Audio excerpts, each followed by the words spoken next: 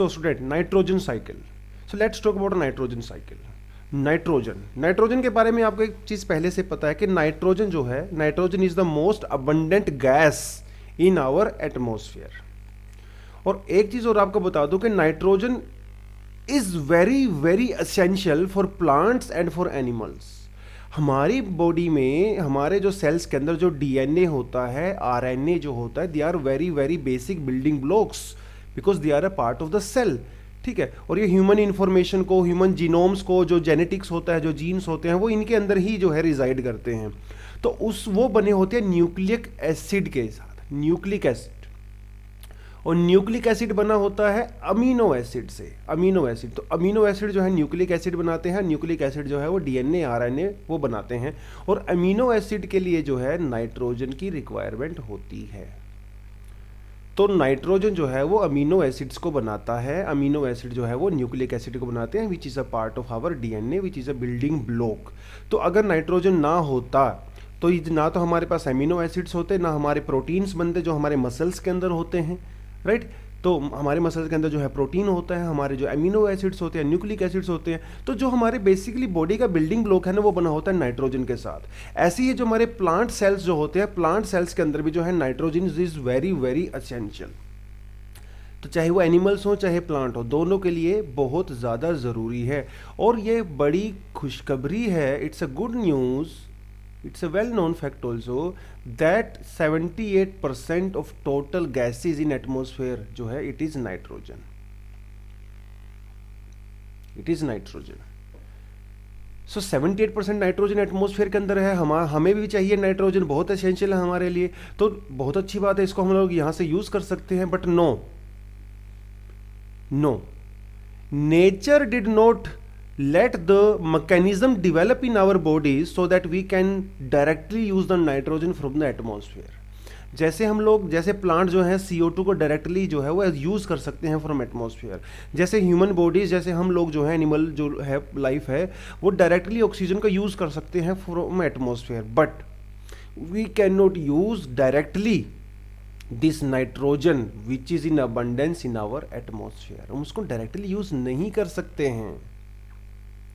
इतना ज़्यादा होने के बावजूद भी, इतनी ओवर सप्लाई होने के बावजूद भी हम उसको डायरेक्टली यूज़ नहीं कर सकते हैं. So we need to use it indirectly. तो डेफिनेटली भी तो हम तो पहले से ही हेटेरोट्रोफ हैं, तो हम तो डायरेक्टली वैसे भी यूज़ नहीं कर सकते. हम तो इसको प्लांट्स से ही लेंगे, है ना, बिकॉज वो ऑटोट्रोफ्स हैं. तो प्लांट्स भी इसको डायरेक्टली यूज़ नहीं कर सकते हैं, प्लांट्स भी इसको इनडायरेक्टली यूज़ कर सकते हैं. So now because we can not use directly, so we need to fix it. हमें इसको क्या करना पड़ेगा, इसको फिक्स करना पड़ेगा. We need to fix it.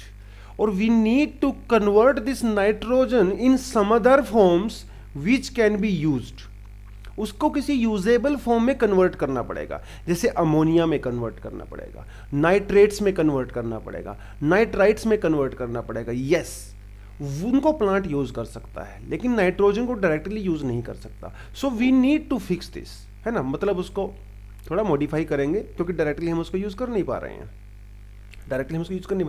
तो एटमॉस्फेयर के अंदर जो हमारी नाइट्रोजन जो गैस होती है, तो डेफिनेटली गैस तो एक इनऑर्गेनिक फॉर्म में होती है, इनऑर्गेनिक फॉर्म में होती है. और जब ये हमारी बॉडी में, हमारे टिश्यूज में, हमारे मसल्स में एंट्री करती है, तो इट बिकम्स ऑर्गेनिक. तो nitrogen cycle is nothing but this transformation of inorganic nitrogen to the organic nitrogen. तो बस यही है नाइट्रोजन की जर्नी. इनऑर्गेनिक फॉर्म से जो है उसको ऑर्गेनिक फॉर्म में लेके जाना है in our living organisms. That is nothing but the nitrogen cycle. अब वो कैसे होता है वो हम लोग थोड़ा सा देखेंगे, but before that let's look into some interesting facts about the nitrogen, जहाँ से एग्जाम से रिलेटेड क्वेश्चंस कई बार वो पूछ लेते हैं. नाइट्रोजन का एक जो है बहुत बड़ा सोर्स जो है, one of the largest source of nitrogen is agriculture soil. Agriculture soil में नाइट्रोजन मिलता है नाइट्रस ऑक्साइड की फॉर्म में, यानी कि N2O. तो इसके अंदर N है ना, N मतलब नाइट्रोजन. अब ये एग्रीकल्चर सॉइल में आया कहाँ से? तो एग्रीकल्चर में हम लोग क्या यूज़ करते हैं? पहले ही मैंने आपको बताया कि जो नाइट्रोजन होता है, this is very very essential for the growth of the plants. तो प्लांट्स के लिए जो है मैक्रो न्यूट्रिएंट होता है, उनकी ग्रोथ के लिए बहुत ज़्यादा ज़रूरी होता है। जैसे नाइट्रोजन, फॉस्फोरस, पोटेशियम, पोटाश जिसको बोलते हैं, ये होते हैं बहुत असेंशियल और माइक्रो न्यूट्रिएंट्स होते हैं। सल्फर, ठीक है, उसके अलावा जैसे जिंक हो गया, आयरन हो गया, वो माइक्रो न्यूट्रिएंट्स होते हैं हमारे प्लांट्स के लिए। चाहिए तो होते हैं लेकिन बहुत ज़्यादा क्वांटिटी में नहीं चाहिए होते हैं। तो एग्रीकल्चर जो हमारी क्रॉप्स होती हैं, इनकी ग्रोथ अच्छी हो, ज़्यादा हो, हमें प्रोडक्टिविटी ज़्यादा मिले, तो उसके लिए हम लोग क्या करते हैं? सिंथेटिक फर्टिलाइजर्स का यूज़ करते हैं। सिंथेटिक फर्टिलाइजर्स का यूज़ करते हैं। अब इस फर्टिलाइज़र का आपने नाम भी सुना होगा, जिसे हम लोग बोलते हैं यूरिया, ये यूरिया डाला जाता है as a fertilizer in our agriculture crops, so that our crops can grow in a better way and faster also, they can have a better productivity. ठीक है, और जब ये हम यूरिया डालते हैं अपने फील्ड्स में, अपने खेतों में, अपनी क्रॉप में यूरिया डालते हैं, तो जितना क्रॉप का रिक्वायरमेंट होता है उतना तो यूज़ कर लेते हैं, लेकिन जो एक्स्ट्रा बच जाता है, जो यूजेबल नहीं होता, जो एक्सेस होता है, वो कहाँ जाता है? वो थ्रू वाटर जो है वो हमारी वाटर बॉडीज़ में एंट्री कर जाता है, in our river system, in our lakes, in our underground water. तो जब वही वाटर जो हमारे खेत से, हमारे फील्ड से सपोज किसी लेक में चला गया, किसी रिवर में चला गया, तो वहाँ जाके ये क्या करेगा?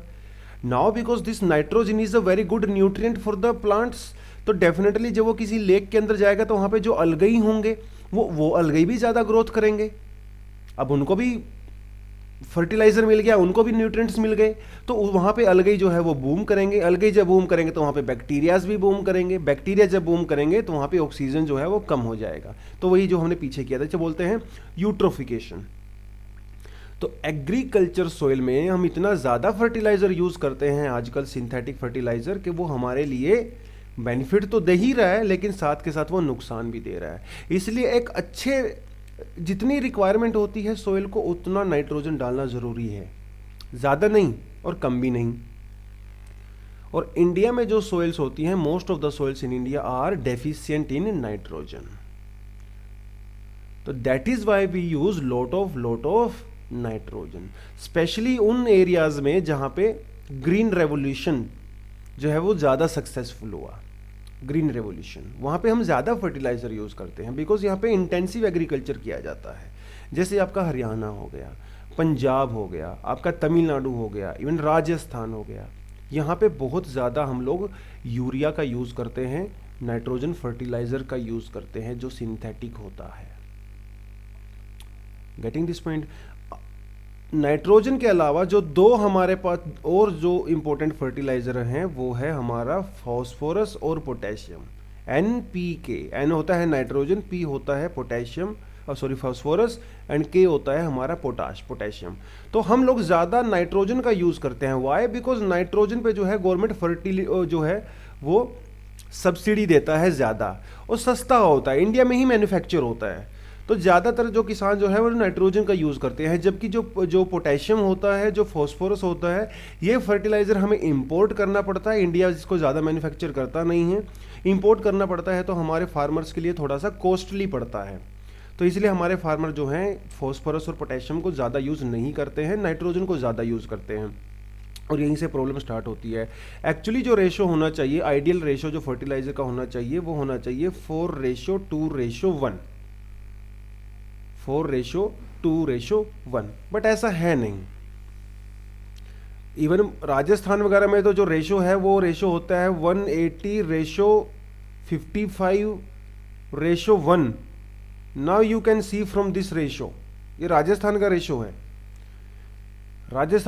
है, तो यहाँ पे नाइट्रोजन बहुत ज़्यादा यूज़ हो रहा है, फॉस्फोरस भी यूज़ हो रहा है, लेकिन पोटेशियम तो बिल्कुल भी यूज़ नहीं हो रहा है। तो प्रॉब्लम यहाँ पे स्टार्ट होती है जब आप डिसबैलेंस कर देते हो। एनीवेज, फर्टिलाइजर्स के लिए हम एक अलग से क्लास लेंगे, ठीक है, वो अलग से टॉपिक रहेगा। But now we need to understand the major issue है। मेजर इशू क्या है, पहले तो हमें नाइट्रोजन का सोर्स पता होना चाहिए। तो हमारी जो एग्रीकल्चर सोइल होती है जिसके अंदर फर्टिलाइजर यूज करते हैं, that is a very very major source because of the excessive use of the synthetic fertilizers. Why? Because we do intensive farming practices. Intensive farming practices क्या होती हैं, जब आप एक लिमिटेड लैंड से जो है ज्यादा क्रॉप्स ग्रो करते हो,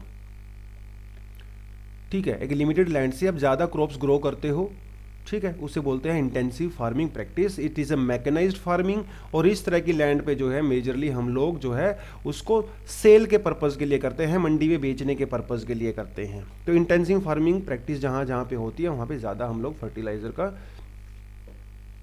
यूज़ करते हैं। इसके अलावा और नाइट्रोजन कहाँ से रिलीज होता है, जो सीवेज होते हैं हमारे अर्बन सेटिंग्स में, जो सीवेज होता है, ठीक है, सीवेज से भी जो है नाइट्रस ऑक्साइड जो है वो रिलीज होता है। उसके अलावा जो फॉसिल फ्यूल बर्न करते हैं, जैसे हम कोल करते हैं, है ना, या ट्रैफिक में हम लोग जो है डीजल पेट्रोल का यूज़ करते हैं, तो यहाँ से भी जो है नाइट्रोजन रिलीज होता है। इसके अलावा जो कैटल होते हैं, जो हमारे जैसे गाय होगी, भैंस होगी, वो सब हो गए, जो हमारे जो कैटल होते हैं वो भी जो है नाइट्रोजन जो है डायरेक्ट इनडायरेक्टली जो है सिक्रीट करते हैं, बिकॉज वो यूरिन करते हैं, यूरिन, तो उनके यूरिन में काफ़ी जो है यूरिक एसिड होता है, यूरिक एसिड होता है ठीक है, यूरिन जब वो करते हैं, गोबर करते हैं या यूरिन करते हैं, उसमें होता है यूरिक एसिड, और ये यूरिक एसिड बाद में जो है बैक्टीरिया इसको ब्रेक डाउन करता है। दिस यूरिक एसिड जो फीसिस होते हैं, मतलब जो उनका गोबर जो होता है, उनका जो यूरिन जो होता है, it would be further broken down by the bacterias. और ये बैक्टीरिया क्या करते हैं, ये बैक्टीरिया वहाँ से उस यूरिक एसिड में से, जहाँ पे यूरिक आ गया मतलब यूरिया, यहाँ से नाइट्रोजन को है वो सीक्रेट करते हैं, उसको रिलीज करते हैं इन आवर एटमॉस्फेयर। जो बर्ड्स होते हैं, जैसे जो कबूतर हो गए, बर्ड्स वगैरह हो गए, मेजरली कबूतर वगैरह, ठीक है, तो ये भी जब इनका यूरिन होता है, जो इनका फीसिस होता है, जो इनका वेस्ट मटेरियल होता है, जिनकी ड्रॉपिंग्स होती हैं, उनमें भी जो है यूरिक एसिड पाया जाता है, यूरिक एसिड पाया जाता है, जिसमें से बाद में वो बैक्टीरिया जब इसको ब्रेक डाउन करते हैं, इसको डिके करते हैं, तो नाइट्रोजन जो है वो अमोनिया और नाइट्रोजन के उसमें जो है वो सीक्रेट हो जाता है, वो रिलीज हो जाता है इन आवर एटमॉस्फेयर। तो नाइट्रोजन साइकिल के स्टेप देख लेते हैं कौन कौन से हैं नाइट्रोजन साइकिल के। मेजरली यहाँ पे 5 स्टेप हैं, ठीक है। सबसे बड़ा जो स्टेप है वो है नाइट्रोजन फिक्सेशन, क्योंकि आपको पता है कि we can not use nitrogen directly, so we need to fix it in a usable form, उसको यूजेबल फॉर्म में पहले फिक्स करना पड़ेगा। दूसरा होता है अमोनिफिकेशन, थर्ड होता है नाइट्रिफिकेशन, देन होता है असिमिलिएशन, और वो होता है डीनाइट्रिफिकेशन। चलिए पहले इसको फिक्स करते हैं, तो हम लोग 1 बाय 1 जो है इन सारे स्टेप्स को देखेंगे, तो आप हमारे साथ बने रहें, ठीक है। ध्यान से सुने, क्योंकि बहुत ही सिंपल फॉर्मेट में बनाने की कोशिश की गई है, बहुत ही सिंपल फॉर्मेट में, बहुत ज़्यादा डिटेलिंग फैक्चुअल इन्फॉर्मेशन मैंने यहाँ पे जानबूझ के डाली नहीं है, जितनी रिक्वायरमेंट है उतना डाला है, ठीक है। तो जितना भी मैं करा रहा हूँ, यूपीएससी प्रीवियस ईयर के जो क्वेश्चंस हैं यहाँ से इजीली हैंडल हो जाते हैं, और अगर आप कोई टेस्ट सीरीज़ वगैरह ज्वाइन किया है तो आपके 99% क्वेश्चन जो है यहाँ से ईजिली हैंडल हो सकते हैं। स्लाइड के एंड में मैंने प्रीवियस ईयर क्वेश्चंस भी दिए हैं यूपीएससी के, कुछ प्रैक्टिस क्वेश्चंस भी आपके लिए दिए हैं फ्रॉम दिस पार्ट, तो आप उनको जाके भी सोल्व कर सकते हो। आप कमेंट सेक्शन में जाके बता सकते हो कि कौन सा आंसर राइट है, उसकी एक्सप्लेनेशन दे सकते हो। और वैसे भी बाद में जब इनके हम लोग टेस्ट डिस्कशन करेंगे, क्वेश्चन डिस्कशन करेंगे आपके साथ, तो वहाँ से आप प्रॉपरली वो क्लास अटेंड कर सकते हो और सारे आंसर्स के बारे में डिस्कशन कर सकते हो। चलिए पहले करते हैं नाइट्रोजन को फिक्स, ठीक है। देखिए फिक्सिंग जो है वो प्राइमरी स्टेप है, ठीक है। फिक्सिंग जो है वो जो है प्राइमरी जो है। अब हमें ये पता है कि नाइट्रोजन जो है प्लांट्स को रिक्वायरमेंट होती है, प्लांट्स को जो है नाइट्रोजन की होती है रिक्वायरमेंट, ठीक है, प्लांट्स को होती है नाइट्रोजन की रिक्वायरमेंट, लेकिन they can not use this nitrogen directly from the atmosphere, ये भी हम लोगों को पता है ना। तो they can not use it, तो definitely then plants need something so that this nitrogen can be fixed. तो यहां पे कौन काम आता है, यहां पे काम आते हैं friends of the plants. Friend कौन होते हैं, वो होते हैं बैक्टीरिया। देखिए ऑलरेडी हम लोग कर चुके हैं क्या, म्यूचुअलिज्म एंड सिम्बायोटिक रिलेशनशिप, जब हम लोगों ने बायोटिक इंटरेक्शन किया था उसमें हम लोग ये कर चुके हैं। माइकोराइजा, माइकोराइजा अगर आपको याद हो, वो एक टर्म आपको कराई थी जिसमें कुछ बैक्टीरियाज होते हैं, वो जो है जो बड़े प्लांट्स होते हैं, जो टेबुलर बड़े प्लांट्स होते हैं, जो रूट प्लांट्स होते हैं, वो उनकी हेल्प करते हैं, वो उनकी हेल्प करते हैं। तो एक उनको शेल्टर और फूड के लिए एक दूसरे की हेल्प करते हैं ताकि वो ग्रो कर सकें, ठीक है। ऐसे ही हमारे जो लेग्यूमस प्लांट होते हैं, जो लेग्यूमिनस प्लांट्स होते हैं, जो दालें होती हैं, ठीक है, चना वगैरह हो गया, उड़द हो गया, दालें हो गई, ठीक है। तो इनके जो रूट्स होते हैं, now they need nitrogen for their growth but they can not use it directly. तो कुछ बैक्टीरिया होते हैं जो उनकी हेल्प करते हैं। जैसे जैसे एक बैक्टीरिया है राइजोबियम। इस तरह के बैक्टीरियाज को हम लोग बोलते हैं नाइट्रोजन फिक्सिंग बैक्टीरियाज। वो नाइट्रोजन को फिक्स करते हैं। फिक्स कैसे करते हैं? They convert nitrogen into ammonia. Now nitrogen can not be directly used by the plant, but ammonia can be used by the plant. Ammonia को यूज किया जा सकता है। अब नाइट्रोजन से अमोनिया में कौन कन्वर्ट करेगा? बैक्टीरिया कन्वर्ट करेगा, ठीक है। तो ये जो बैक्टीरिया होता है ये प्लांट्स की जो है रूट्स में रहता है। प्लांट्स की रूट्स में जो है वो बैक्टीरिया रहता है। ये बैक्टीरिया क्या करता है? जो सोइल के अंदर, जो एटमॉस्फेयर के अंदर जो नाइट्रोजन होती है उसको अमोनिया में कन्वर्ट कर देता है, और वो अमोनिया जो है वो बाद में हमारे प्लांट्स उसको यूज़ कर सकता है इजीली।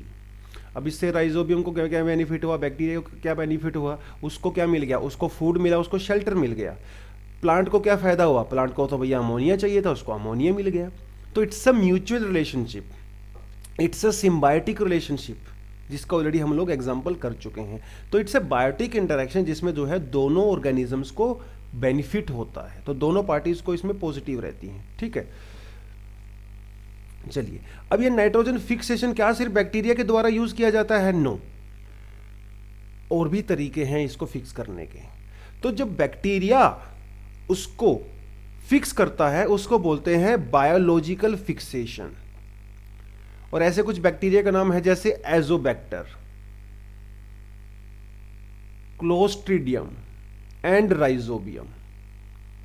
ये कुछ ऐसे बैक्टीरिया हैं जो उसको फिक्स करते हैं, तो nitrogen fixing bacteria and blue green अलगई that convert nitrogen of atmosphere into nitrates. तो पहले उसको ये अमोनिया में कन्वर्ट करते हैं, अमोनिया में कन्वर्ट करने के बाद नाइट्रेट को कन्वर्ट करते हैं। जो कुछ तो अमोनिया भी डायरेक्टली यूज किया जा सकता है प्लांट के थ्रू, कुछ नाइट्रेट्स को करते हैं। बेसिकली कहने का मतलब ये है कि वो नाइट्रोजन को डायरेक्टली यूज नहीं कर सकते, but they can use another forms like ammonia, nitrate and all that. तो ये है हमारा बायोलॉजिकल फिक्सेशन। इसके बाद जो सेकंड आता है वो है हमारा एटमॉस्फेरिक फिक्सेशन। अब एटमॉस्फेयर के अंदर कैसे फिक्स होता है? देखिए, लाइटनिंग आपने देखा होगा, जब क्लाउडी कंडीशंस होती हैं, थंडर होता है, लाइटनिंग पड़ती है, तो उस लाइट के अंदर जो है बहुत ज़्यादा टेम्परेचर होता है। तो जो हमारी जो एयर होती है, एयर के अंदर नाइट्रोजन होता है, और ये जब लाइटनिंग होता है, लाइटनिंग क्या करती है? Because it has lots and lots of temperature, huge temperature होता है, like thousands of lakhs of degree centigrade.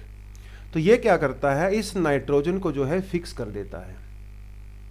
Lightning के थ्रू भी जो एटमॉस्फेरिक नाइट्रोजन होती है उसका ब्रेकडाउन होता है, और ऑक्सीजन तो वहां पे पहले से है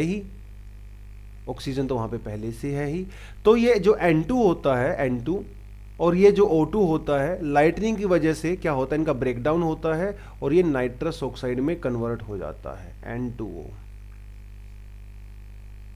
N2O, ठीक है, N2O में कन्वर्ट हो जाता है।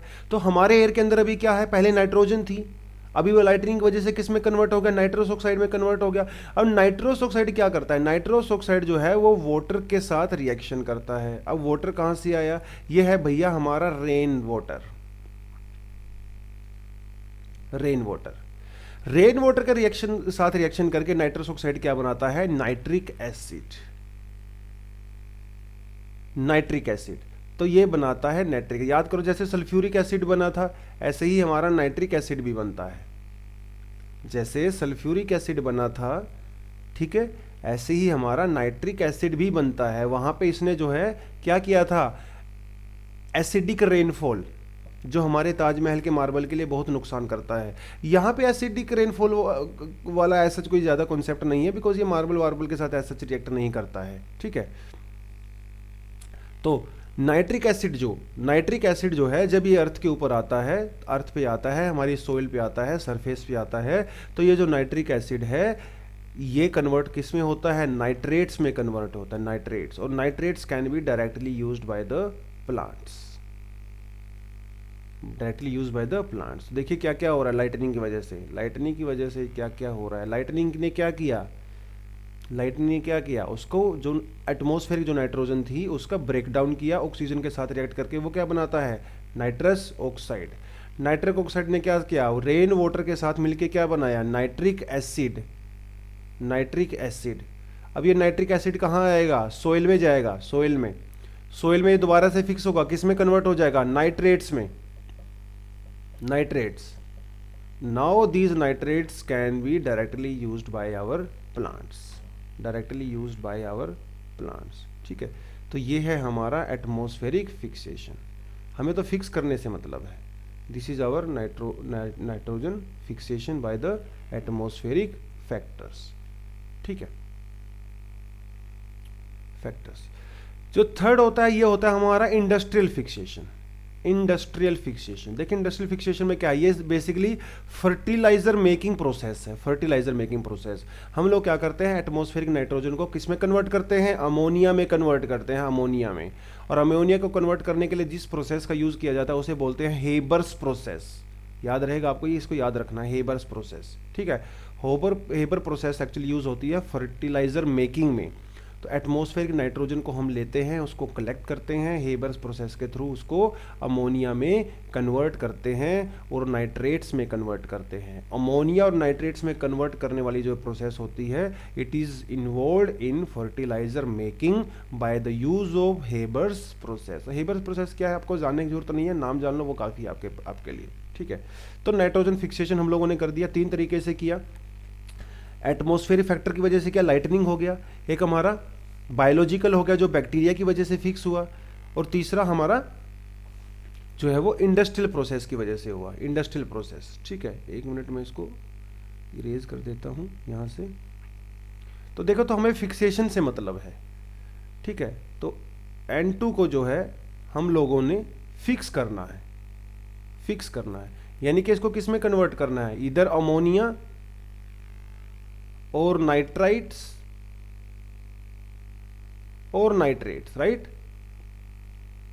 इसको फिक्स करना है। अब ये जो है बैक्टीरिया के थ्रू भी हो सकता है,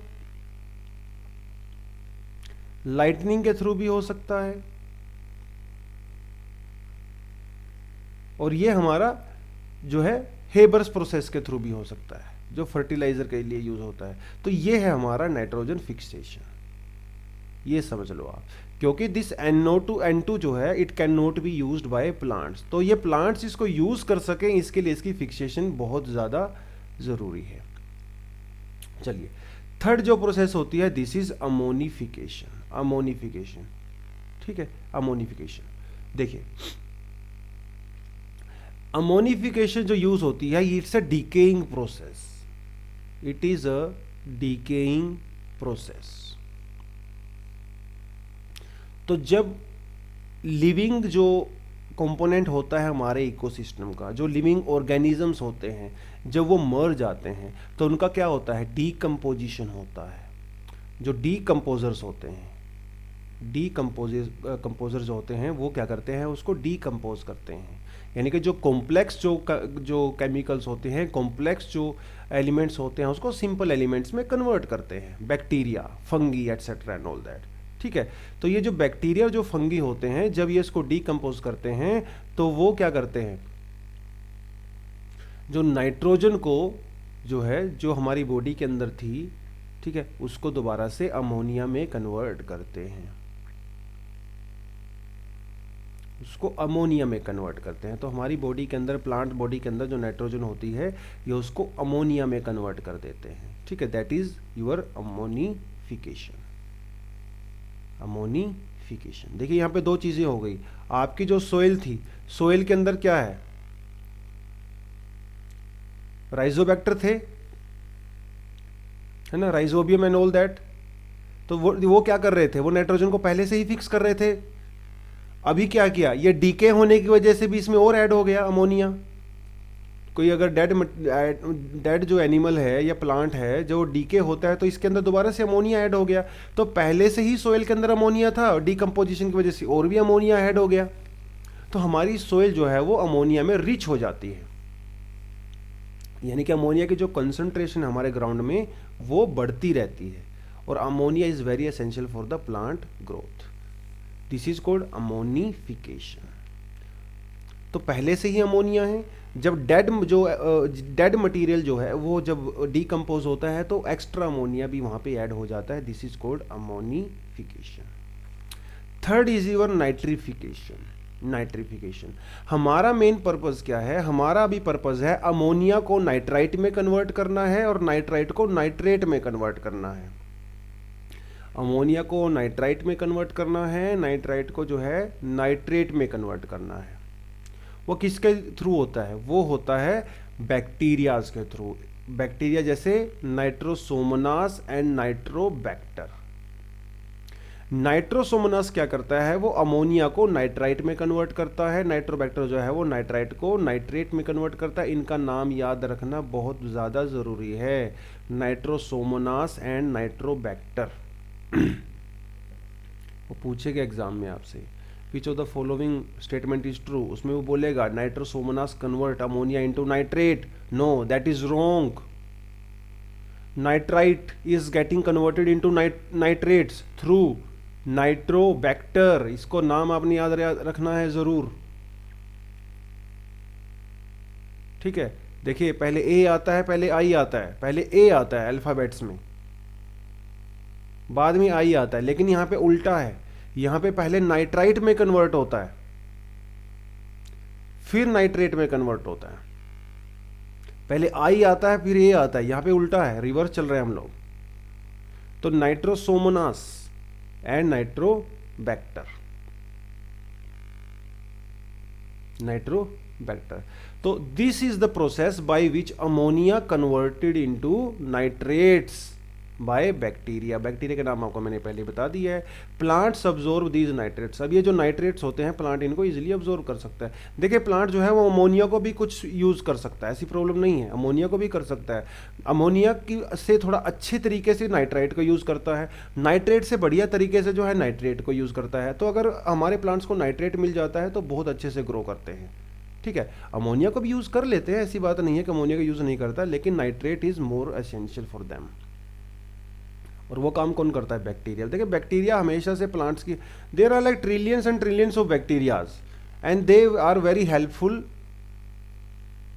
for the plant growth also, decomposition also. Bacteria भैया हर जगह पे बैक्टीरिया है, हर जगह पे बैक्टीरिया है। मैं अभी यहाँ पे बैठ के पढ़ा रहा हूँ, इस टेबल पे भी जो है मिलियंस बैक्टीरियाज होंगे, आपकी बॉडी में भी मिलियंस बैक्टीरियाज होते हैं, हर जगह बैक्टीरिया होते हैं, हर जगह पे बैक्टीरिया होते हैं और वो हमारी हेल्प करते हैं। मोस्टली केसेस में हेल्प करते हैं, कभी कभी जो है वो नाराज़ हो जाते हैं तो वो नुकसान भी कर देते हैं, ठीक है। चलिए तो देखिए हो क्या रहा है, पहले हमने सिंथेटिक फर्टिलाइज़र का यूज़ किया, हमने अपनी सोइल के अंदर नाइट्रेट की कंसंट्रेशन बढ़ा दिया, फिर वो जो है बैक्टीरिया ने जो है डेड मटेरियल को जो है वो डीके किया, उसकी वजह से भी हमारी सोइल के अंदर नाइट्रेट हो गया। और उसके बाद जो है नाइट्रोसोमोनास और नाइट्रोबैक्टर जो बैक्टीरिया, इनकी वजह से तो हो ही रहा है। तो हमारे जो सोइल के अंदर है काफ़ी ज़्यादा अभी जो है नाइट्रेट्स हो जाते हैं।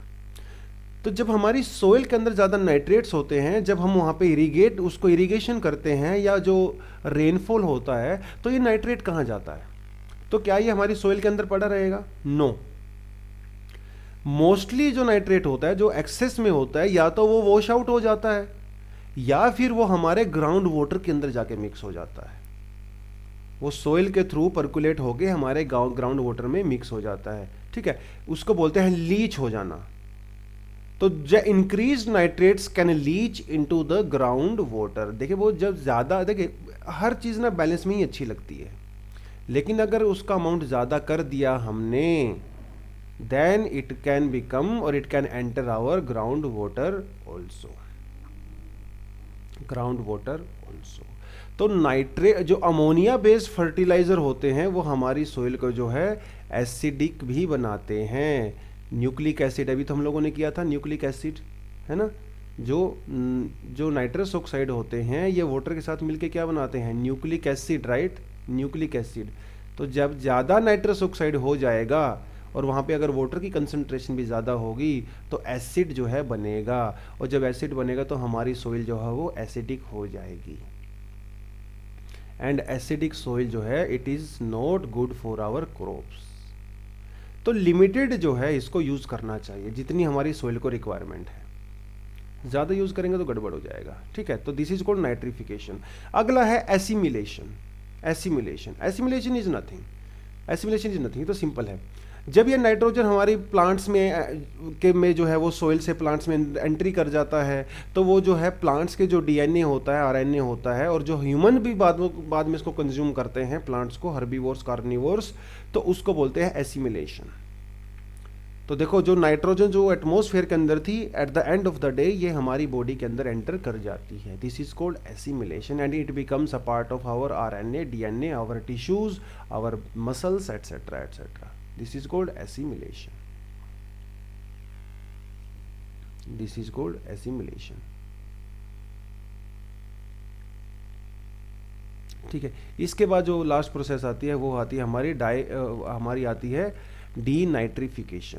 डीनाइट्रिफिकेशन देखिए इसको यहाँ पे थोड़ा सा आप करेक्ट कर लेना, ठीक है, इसे थोड़ा सा कलेक्ट करना है क्योंकि वो कॉपी पेस्ट के ऊपर से ही किया था तो वो ऐसे ही रह गया।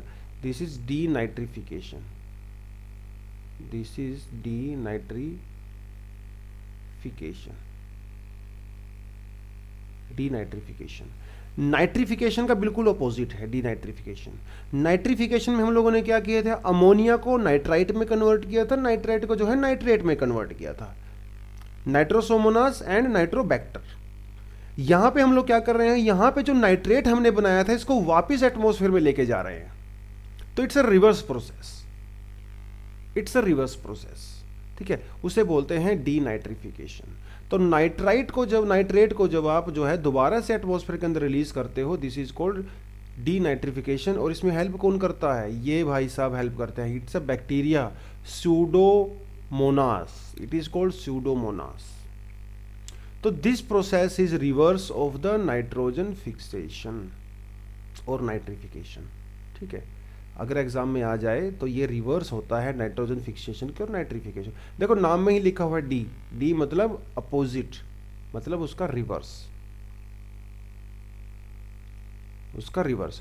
देखिए सपोज अगर आपकी सोइल के अंदर बहुत ज़्यादा नाइट्रोजन है, नाइट्रेट्स हैं उसके अंदर, अमोनिया है उसके अंदर, तो वो फर्टाइल है, तो सोइल फर्टाइल है ना, because it is good for the growth of the plants, it is very fertile.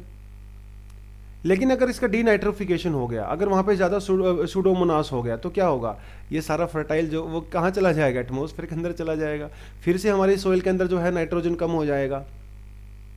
तो जो पहले नाइट्रोजन रिच जो सोइल थी, now it will become nitrogen deficient which is not good for our plants. तो nitrification भी जो है एक ज़रूरत से ज़्यादा जो है, this is not necessary for अस।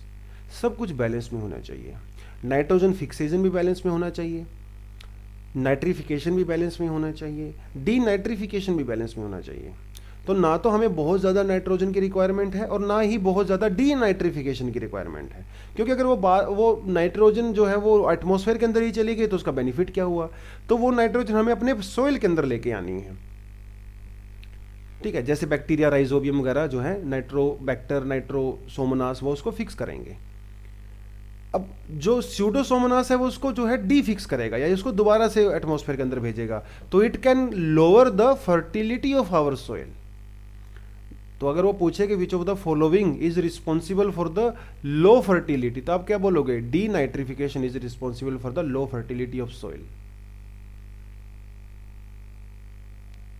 तो ये है हमारा कंप्लीट नाइट्रोजन साइकिल, आप यहाँ पे देख सकते हो, आप यहाँ पे देख सकते हो, ठीक है।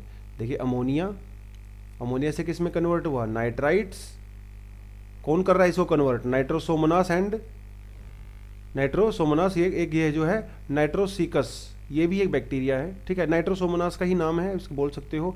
Nitrates are getting converted into nitrites are getting converted into nitrates, कौन करता है इसको, नाइट्रोबैक्टर, नाइट्रोबैक्टर, ठीक है। तो ये नाइट्रेट जो है later on this nitrate will be consumed by the plants, इसे बोलते हैं असिमिलेशन, ठीक है। It will become a part of the cells of the plant, DNA, RNA and all that, ठीक है। plants are later going to be consumed by the animals, herbivores, जब इनका decompose होगा, जब ये herbivores डिकम्पोज होंगे तो क्या होगा उससे, ये दोबारा से अमोनिया में कन्वर्ट हो जाता है, दोबारा से अमोनिया में कन्वर्ट हो जाता है। तो अमोनिया में कन्वर्ट होने के बाद ये फिर से पूरी प्रोसेस चलेगी। तो ये साइकिल इस तरह से ऐसे चलता रहता है, इस तरह से साइकिल चलता रहता है, ठीक है। चलिए, तो जो एटमॉस्फेरिक नाइट्रोजन होती है ये भी फिक्स कर दी जाती है, जैसे राइजोबियम हो गया है ना, नाइट्रोजन फिक्सिंग सोइल बैक्टीरिया, जैसे राइजोबियम, ठीक है, वो उसको क्या करते हैं, इसको कन्वर्ट करते हैं, किस में, अमोनिया में कन्वर्ट करते हैं, इसको अमोनिया में ही कन्वर्ट करते हैं, ठीक है। तो अभी आपको मेरे ख्याल से चीज़ें समझ में आ गई हैं। बेसिकली हम उसको पहले जो है अमोनिया के लेवल तक लेके आएंगे, बेसिकली हम उसको पहले अमोनिया तक लेके आएंगे, ठीक है। अमोनिया कैसे हो सकता है, ये डीके की वजह से हो सकता है, डीके, और जो एटमॉस्फेयर के अंदर नाइट्रोजन थी इसको क्या करेंगे, राइजोबियम है ना, राइजोबियम, ये भी तो इसको कन्वर्ट करता है, अमोनिया में कन्वर्ट करता है। अमोनिया किस में कन्वर्ट होगा, नाइट्राइट्स में, नाइट्राइट्स में है ना, नाइट्राइट्स में कन्वर्ट होगा। नाइट्रोसोमोनास, नाइट्राइट्स किस में कन्वर्ट होंगे, नाइट्रेट्स में कन्वर्ट होंगे, नाइट्रोबैक्टर है ना, नाइट्रेट्स में कन्वर्ट होंगे।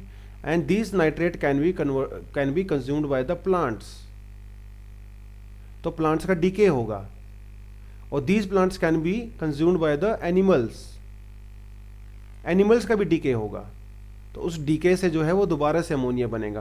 तो इस तरह से हमारा एक पॉजिटिव लूप फीडबैक लूप जो है वो बनता रहेगा। अमोनिया नाइट्राइट में कन्वर्ट होगा, नाइट्राइट नाइट्रेट में कन्वर्ट होगा, नाइट्रेट को प्लांट्स कंज्यूम करेंगे, प्लांट्स को जो एनिमल्स कंज्यूम करेंगे, जब इन दोनों का डीके होगा तो अमोनिया में दोबारा से कन्वर्ट हो जाएगा।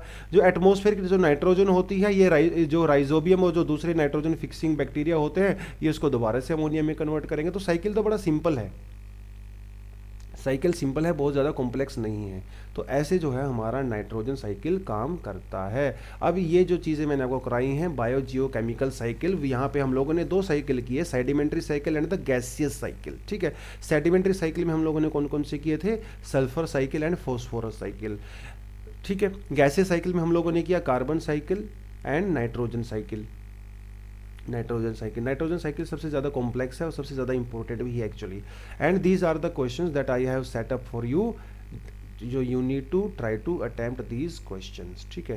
Consider the following statements, consider the following statements and all that. 1 2 3 4 and 5 जो है आपके लिए MCQs यहाँ पे दिए गए हैं। So all of you need to solve these MCQs। And देखिए जितने भी MCQs हैं आपका क्लास से सोल्व हो सकते हैं, ठीक है। You need to just apply your brain and your existing knowledge also, ठीक है। तो आप इनके जो हैं आंसर जो हैं अपने कमेंट सेक्शन में लिखें, हमें बताएं कि आपका आंसर क्या है, and try to explain your answer also rather than ABCD। आप ये भी बताएं कि why I think A is the answer, B is the answer and all that. So please अपना आंसर थोड़ा सा डिटेल में लिखें, और उसके बाद तो हम लोग डिस्कस करेंगे आपके साथ ये। तो जब आपके साथ ये डिस्कस किया जाएगा तो कंप्लीट आपका एक टॉपिक हो जाता है। तो यहाँ पे हमारी सेकंड यूनिट जो है कंप्लीट हो जाती है, सेकंड यूनिट। इसके बाद हम चलेंगे थर्ड यूनिट पे, ठीक है। चलिए, that is all for the day. Thank you very much.